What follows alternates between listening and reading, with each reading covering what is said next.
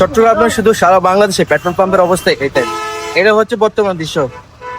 আমরা বাইকাররা প্রচুর পরিমাণ কষ্ট পাচ্ছি, আর আমাদের সাথে সাথে পাচ্ছে হচ্ছে উবার এবং ডেলিভারি রাইডাররা, কারণ তারা তেল পাচ্ছে না। আমরা রাতের বেলায় আসলেও কিন্তু তেল পাওয়া যায় না। তবে এখানে যতটুকু তাদের দেওয়ার সামর্থ্য আছে ততটুকু তারা দিচ্ছে, বাকিটা হচ্ছে তাদের বিষয়। আমরা জানি না কতটুকু তারা রিজার্ভ করছে তেল।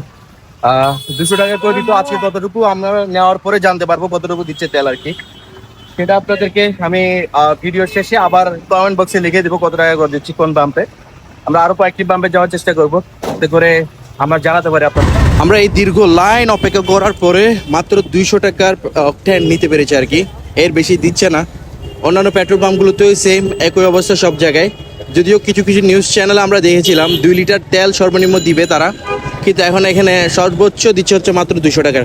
তো 200 টাকার আপনার তেল আসে হচ্ছে 1.5 লিটারের চেয়ে হালকা বেশি, ধরেন 1600 মিলি মতো আসে। তো এটা দিয়ে আপনার একটা বাইক পুরা দিন রাইড করা কখনো পসিবল না। যারা বাইক রাইড করে বা যারা ডেলিভারি রাইডিংয়ে আছে তারা কিন্তু গ্রামে গ্রামে যাচ্ছে, তাদেরও কিন্তু অনেক কষ্ট হয়ে যাচ্ছে এই সমস্যার কারণে। এই বিষয়টা কবে সমাধান হবে এখনো জানি না, তবে এই বিষয় নিয়ে কোনো নিউজই হচ্ছে না ভালোভাবে, জোরালোভাবে কোনো রকম আবেদনও হচ্ছে না।